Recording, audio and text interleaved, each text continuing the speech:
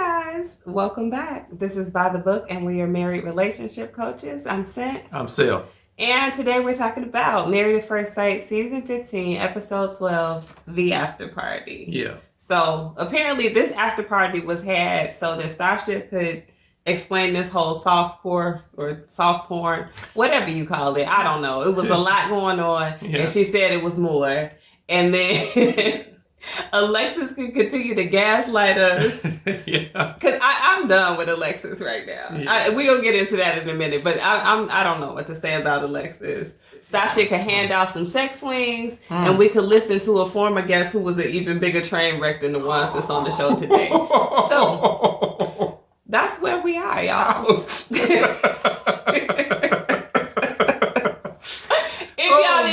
Don't hold anything back. Just tell the people exactly how you feel. That's all I'm saying. So, as I alluded to, we had Alexis on the set, Stacia on the set, and Beth Thompson from season 10, maybe 11. I'm not exactly sure. I don't know. Somewhere around in there. The woman is famously known for saying basic Caucasian sex. If you haven't seen that, that season, go ahead and watch it. Yeah. But why would they bring her on here? She was a nightmare, a train wreck. She was kind of all off the wall type person. They should have matched her up with somebody like Mitch. Right? I'm just saying. Remember when she was burning the candles and letting out spirits? She was burning sage. It was candles all over the place and outside. Oh, she did have candles. Well, anyway, that's not this season, but it was nuts. Yeah. So, on to Stacia. At least they started out talking about something of substance. I think they either showed a clip or talked about Dr. Pia sitting with Stacia and Nate and her just reiterating that she can't really trust if she can't fact check things and her agreeing, like Nate alluded to in a prior episode, that it was her problem, not really his problem. Yeah. They're like, what else can he possibly do to show you, that he's trustworthy? And she's like, it's just going to take, time and experiences together and stuff like that, which I think is legitimate. But I think that she should be quieter about how she's feeling, like about expressing all these doubts to him. Yes. Because it's rubbing him the wrong way. Like, you can have the doubts, but like keep them to yourself maybe. Yes. Until you allow that relationship to grow and blossom. Yes. Well, sometimes you have to answer your own doubts. Yeah. And so if doubts are popping up in your head, sometimes you got to fight them doubts down. Just don't, you just don't let it, have root in your own mind. Yeah. And then spread it around. Exactly. For him to feel a certain type of way about it. Exactly. Yeah. Exactly. Thoughts come and thoughts go. Some thoughts you can keep, and some thoughts you need to throw away with the trash. And sometimes that's like that with with the person who you're with, your spouse. And so sometimes be like, okay, I love this person, but this person does X, Y, and Z, and it really does bother me. Yeah. You know what I mean? And so if those thoughts are more prevalent in your mind than the thoughts of, oh, I love this person, and I really love being with this person, but if those negative thoughts are kind of like taking more root, toss them out with the trash. They need to go. Yeah. So, move on to Alexis. And, of course, there's a little discussion about her going out, how often she goes out and things like that. And also that she told Justin she wasn't ready to be married to him. So then she tells us, well, what I really meant was, if we continue on this path, I'm not ready to, deal with that situation. But that's not what you said. No. And I don't believe that's what she meant. And I'm getting more and more frustrated with her just by episode, saying one thing, and then when someone says something to her about it or asks her, what were you trying to convey? She reels it back and makes it something else. Yeah. I don't even understand why she's doing that. Just say what it is. Let it be. Yeah. Well, Justin has been kind of doing his revisionist history a little bit in the after parties, and so is she. And so she doesn't want to be known as the villain. Who does? Who wants to be known as the bad guy? But she has no problem with being the bad guy when it suits her in that moment. She just don't want to be seen as the bad guy. Yeah, I mean, it's uglier. Like, Justin is, I mean, I think that Justin may have, like, some insecurities and be self-conscious about how emotional he is and things like that. And so if he's, you know, altering the facts a little bit, I think it's more benign. Yeah. Like when Alexis is altering, but that's why people keep saying it's more sinister. Yeah, that's why people keep saying she's gaslighting, because she actually is. Yeah. You know, she makes him feel a certain type of way, and then if he asks about it, she knows he's kind of timid, but if he goes and asks about it, then she kind of twists what she said into something else. Like, oh no, you're kind of crazy. Like you're taking this the wrong way. She's like that's not okay. No, it's not okay. Okay, but my question is, she's on stage with Stacia, she on stage with Keisha, and she on stage with Beth or whatever her name is. Why don't they call her out on this stuff? Because she's gonna start saying that this show is not good for my mental health. She gonna gaslight everybody on stage. If it starts not going in her direction, you better believe that she's gonna pull a stunt. That's what I'm coming to see Alexis as. If y'all think that she's not really like that, like, and we're reading her wrong, I mean, let me know. But it's starting to be weird for me. And I say that again because the next thing that they talked to her about was her going out. And she's like, well, I just asked him for 1 hour out of no, it was 2 hours, out of and I'm like, this is not the facts that we agreed upon when we were in front of Dr. Pia. Yeah. She admitted that she went out every weekend. I mean, she did say it was only for 2 hours, but you see how she was trying to, like, again, twist the facts, modify things. You can't expect anybody to believe you when you're making blatant, like, changes in the facts. You can't have your own facts like when it's convenient for you. Like, that's just wild to me. Yeah. You all know I'm not a Alexis fan, and I don't think by the end of this season I'm going to be an Alexis fan.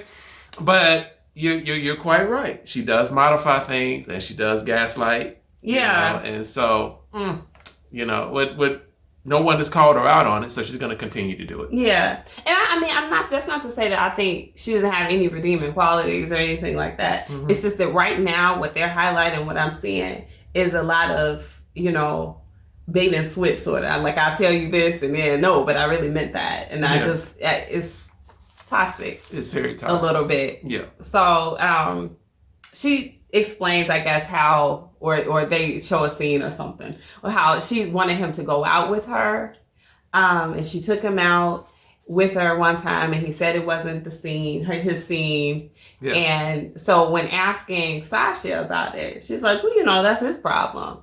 And for that one point, I do agree, like, he doesn't like the scene. They have to find a middle ground, right? Like, if she really enjoys going out, that's what does it for her. She needs that outlet, whatever the case may be, whatever the reason may be, as long as it's not like, oh, I'm going to meet other men. And I don't think it is. He's got to, but I mean, he can't. Why would you say that? I don't know. I mean, why would you assume that? You know, again, sometimes people will throw things on the table hoping someone will decline. You know what I mean? And I think she's been with him long enough to where she's figured out what kind of man he is. And she could put it out on the table, just like she deduced the man that she was sitting at the table with when they were at the dinner. And she knew if she was to hold back a little bit from him, as far as saying that he's made all of this progress, that he's going to feel a certain type of way, and he's going to get upset, and he's going to start stumbling over his words, and then she's going to sit back and watch him just unravel. I think she can deduce that he does not like the club scene, and if she offers, he's gonna be like, "No, babe, I don't want to go." And again, I have to reiterate what Stacia said. That's his problem. That's just his problem. She deserves to get to go out sometimes. We can do a whole sidebar on this. We're gonna do a sidebar, but he can't just tell her, well, you know what? I like to be in the house and sit down. I want to spend all your free time with you, and that's just how it's gonna be. No, don't work like that. So on that point, like, I'm not team Alexis, but I understand why she wants to go out. I don't think she needs. Yeah, she don't like her husband. Of course, she don't. She wants to get out of the house and get away from him. That's not the only reason, but it is a reason, and I agree that she doesn't really like him. She is a runner, and so if she can run away from him for a weekend, that's what she's doing. It's not a weekend, it's 2 hours. We're going to have a sidebar about this, and I'm going to move on. Okay? One point that she did bring out, though, that I thought was important was that he doesn't have any friends here. So where they're living, San Diego or whatever, maybe he came from another city or state even, he just doesn't have a friend group there. And she does. Mm-hmm. So that makes him feel more isolated because he doesn't have like his boys to hang out with. Mm-hmm. Whereas she's like, well, I already got a friend group. Like, I want to continue to hang out with them. My friendships didn't die because I got married. So that is something to navigate. A lot of people are in that kind of situation where they move out of state or something like that, and they're not surrounded by their friends. So now their significant other or their spouse becomes their BFF, and that don't work for them. No. It's like, then you're going to have to come with me and my friends then. And if you can't do that, then you're going to have to sit down for 2 hours. Yeah. Well, you know what? That came from Alexis, and I don't trust hardly anything that comes out of her mouth. It comes out twisted and turned. It could be. So you don't think you think he's got friends there? I believe she just made that up. That's her interpretation, or that's what she wanted to say in that particular moment, to try to give some type of explanation or explain away the whole thing. I don't trust it. Nope. Not one bit. This much.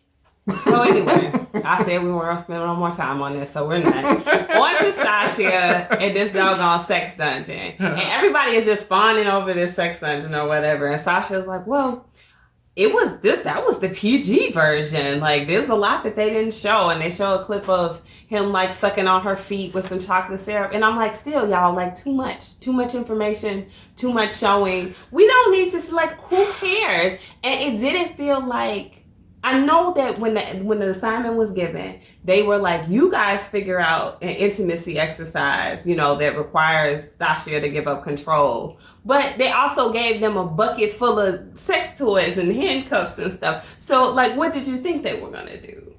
Yeah, exactly. Exactly what they were going to do. And it just seems as though season after season, Married at First Sight they really do try to push this whole sex narrative a little bit further. You think so? Every season when they bring in the whole intimacy episode, it just continues. Well, this was by far like leaps and bounds, in my opinion, beyond anything I had ever seen on Married at First Sight. Like it that was kind of tasteless to me. It was, but previous season, like I said, it continues to escalate because previous season here was Mark the Shark with this ball in his mouth. All right, we're not gonna go back to the previous season. That's enough. We got it. Y'all got it. We got it. It continues to escalate, and you can however you want to say it. It continues to go up or it continues to go down. Whatever your preference is.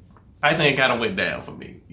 Yeah, So anyway, she offers to buy everybody on the set this like sex swing or whatever, and I'm like, okay, like, I mean, send me one, but I don't want to see it. I don't want to see it on TV. Anyway, we move on. Okay. To Alexis. Again, I actually like this episode because I like when there's only two people on the set that they really focus on. Because I just disregarded Beth every time she started talking because I'm like, dude, you are a train wreck. I don't want to hear any advice that you have for anybody. But they moved on to Alexis, and they showed the scene where the blindfold scene where Alexis is saying her whole spiel, her like breakup speech that she was giving to Justin about, if I don't make you happy, I'll make somebody else very happy. Yeah. And I'm thankful for the good and bad times that we had. I'm thankful, for you. Mm-hmm. And it was definitely like a Dear John letter. Yeah. And which everybody called her out on it. She's like, you think so? Yeah, that's what it was. Now, we know you probably then tried to like tuck that back down underneath the rug and say, oh, that's not what I was saying. But yes, that's how it came off to me. Yeah, that's exactly what it was. Yeah, well, now I will say this too, though. She was responding after what Justin said. And to be fair, what Justin said to her when she was blindfolded was pretty Dear John-ish too. I don't know if it was Dear John-ish, but I think it was him finally being honest. He's been kind of honest, but sometimes he says things through the lens of sarcasm or passive aggressiveness. And so that time, I think it was direct. Yeah. And like she said on the stage for the show, she said, hey, I've been after him to speak his truth. And so he finally did say that. And she said the reason that she did not say more is because she didn't want to overshadow what she was trying to give him the space to do. Okay. I guess. Yeah. Now, can you at least take her word for that? I know you don't want to believe anything that comes out of her mouth, but I mean, maybe that's legitimate. Maybe she did want him to have a free space to do that without him feeling attacked. Possibly a little bit. And the only reason why I say that is because in her confessional right after that scene, she said the same thing. She didn't change her story. So I would say that's kind of... at least tell the same story twice. Exactly. Now, they did ask her directly if the shoe was on the other foot and her dog Newton had been the attacker rather than the attackee, if she would have gotten rid of him. And she says she would. I think she would have, and the only reason is because she said she would have given them to her mom. So it wouldn't have been a full giveaway. It would have been, he's going to work on the farm, I'll never see him again. Yes. It would have been just, I can see him on the weekends anyway, because he's with my mom. Yes. So yeah, I think that she would have done. Totally get rid of Newton? I don't think so. No. Absolutely not. Yeah. Yeah, so, I mean, Keisha moves on. She asked them how they all feel about, like, all these things playing out on camera. They both Alexis and Stacia said they were exposed. They felt naked. I'm like, yeah, well, Stacia, you were naked. I mean, you might as well have been. Like, you have got to be kidding me. Your mother is still alive. You were fine with this being on TV? That's got to be so embarrassing. Yeah, what can I say? I mean, I mean, you're exposed in front of billions of people. Yeah. You know what I'm saying? Yeah. So she should feel exposed and naked. But if I felt uptight about anything, expressing my emotions, etc., I certainly wouldn't want to have soft porn on display for the world to see. Like, absolutely not. No. Absolutely not. And I would say my mom is still alive too. I wouldn't want her to see. No, absolutely not. I just would not. Mom, dad, brothers, your sister. Like, come on. No. So. Oh my goodness, my family would clown so bad. Good. So anyway, y'all, they move on, and I really like this next scene because they were showing Nate like call Alexis out on her behavior. Which, I mean, I just love Nate this season for his directness and for him saying everything that we all want to say. Yeah. So she heard him say she was a gossiper and she wants to party all the time. What are you, in college? And I'm like, yeah. What you got to say to that? Yeah. So, I mean, I felt like she handled it well, right? Like she said, he heard one side of the story. He heard Justin's side of the story. And I agree with this to some extent, just anytime that people hear one side of a story. Of course, they're more inclined to side with that person. Yes. So she said that's not how she wants to be seen. We know. And it hurt her feelings. And when she said it hurt her feelings, it didn't look like it hurt her feelings at all. There was absolutely no emotion in that. And I feel like that was almost Keisha Knight Polito's words that she was kind of putting in her mouth. Like, did it hurt your feelings? Yeah, it hurt my feelings. Well, you know what? She said that Nate was getting Justin's side of the story. Yeah, right? Yeah. And so did Nate get Justin's side of the story when she was gossiping and starting a rift, even a bigger rift between another couple? Was that all Justin's side of the couple, or were they all sitting in the same room together? But Alexis didn't say anything. So he only got one side of the story. No, trust me, he got a whole. He's on the inside, and the men were together, all talking, and the women came to where the men were, and they all had a conversation. And here was Alexis sitting in the middle, like she did nothing, you know. And so she was like the cat that swallowed the canary. She was sitting there like, yeah, you know you did this. But no. So I think that's kind of like a straight cop out, you know, to try to like get around, you know, like there couldn't be any possibly too much truth to this conclusion that Nate has derived. Yeah, I don't know. I think she's also sitting next to his wife, who's probably still with him at the point of this show, and she doesn't really want to like go in and be like, you don't know what he's talking about, blah blah blah. You know, because you know, it's uncomfortable. Yeah, so it could be some of that too. Yeah, that would definitely make Stacia clap back. Yeah, and I mean, she had to be more refined with her response. So she did what she had to do in that moment. Yeah. But how do you feel about when Stacia basically said the same thing that Alexa said, that, well, you know, Nate only got the one side of the story? Yeah. I mean, because in the moment, it probably was true. They're hearing a lot. The ladies sit together a lot and talk and chat about their marriages. And the men sit together a lot. So I'm sure even if that wasn't all he heard, it was mostly what he heard. Okay. And I think you will have an opinion that's a little jaded in one direction when you primarily hear one person's side of the story. You know what? I understand that. But let me throw another feather in this real quick. Nate was on the after party, last week or the week before? Mm-hmm. And we know that this is filmed way after. Right. His stance didn't change. No. That's what we love about Nate. I mean, right. So I'm fairly certain by now that Nate has gotten both sides of the story, and he still has the same conclusion that Alexis, either that or he's a really good actor. I mean, it could be that. No, but so anyway, guys, let's move on to the last. Because my husband will get wrapped up talking about this for the next 15 minutes. He get riled up when it comes to Alexis. Anyway, Keisha asked, what do you find attractive about your partner still? Mm-hmm. And I think, I could be wrong, but I think Alexis was the only one who answered. And this is where I felt like it was a little bit more gaslightery or just lies. Maybe just plain old lies. Yeah. Because she said he accepts her. Mm-hmm. Does he? Because does she have an issue with like all the things that he doesn't like? Like you said, you wanted me to be free. Now you don't want me to be free. Yeah. You said, you're not going to smother me. Yes. Yeah. It doesn't feel like she thinks he accepts her, right? No. She said we have fun because they built a fort.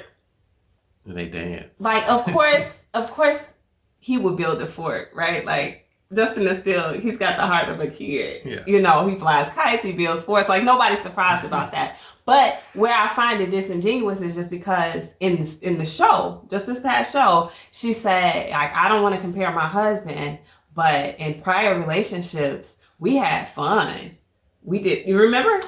She did say that. She said those exact words. So it was comparing her husband and saying, I don't have this type of fun with him. Mm-mm. I don't have passion with him. I don't have fun. Like these other guys were willing to go out and kick it with me or whatever. And Justin's just not that. No. So why is she saying this on the after party? Like, it doesn't sound true. No, it doesn't. And again, she's continuing to gaslight. I mean, because the bottom line is, Alexis, you said that you have been engaged to several times and you ran. So if your relationship was all that fun, what happened? They probably cheated. Come on. I mean, who knows? It could have been plenty of things. Say the truth. I'm not going to say the devil. Come on. She probably found them to be more compatible with her at a social level. Yeah. I think that's what she was trying to say. Like, Justin's a homebody, couch potato. Yeah. Whatever. Mm-hmm. And then these guys weren't. That don't mean a lot of other things didn't go sour with their relationship. But at least for the entertainment part, for like where they were compatible, she and Justin are not. Oh, okay. Well, I get that a little bit better. But I still don't buy hardly anything that she said. That's rough, y'all. Let us know what you think. I mean, see, I feel like I shouldn't have even started off jumping down Alexis' throat because that just gave him a hall pass to say everything and anything about Alexis. He been waiting, chomping at the bit to start going in on this girl. I'm not an Alexis fan, but I'm not really a Justin fan either. I mean, and more than that, than me not being a fan of theirs, it's just I'm not a fan of this relationship because I think it was poorly matched. Yes. Well, you know what? I totally agree. And I'm not totally a Justin fan. Yeah. So I've given him static as well. It's just so happened that tonight, Alexis, you're on the hot seat. Tonight's the night. Yeah. This is the difference. I mean, let us know what you think about this in the comments. Justin has his flaws, right? Mm-hmm. I don't feel like he's a bad guy. I don't feel like he's a gaslighter. I don't feel like he intentionally manipulates, although I do feel like sometimes those tears are a little on the verge of manipulation because he uses it to kind of back out of issues. Yeah. Or he starts cussing and yelling. Yeah. Like he has two tactics when he's not winning an argument. Mm-hmm. So that I had to take issue with, but I don't feel like he's as like mean-spirited as Alexis may be. I agree with that. So I agree. Yeah. Yeah. That's all I can say. Y'all let me know what you think. Maybe Alexis isn't as mean-spirited as what she's starting to come off as. Maybe it's just the lies or the inconsistencies that is blowing me right now. But like I said, let us know. Hop in those comments. Like, share, subscribe, guys. We'll talk to you soon. Bye.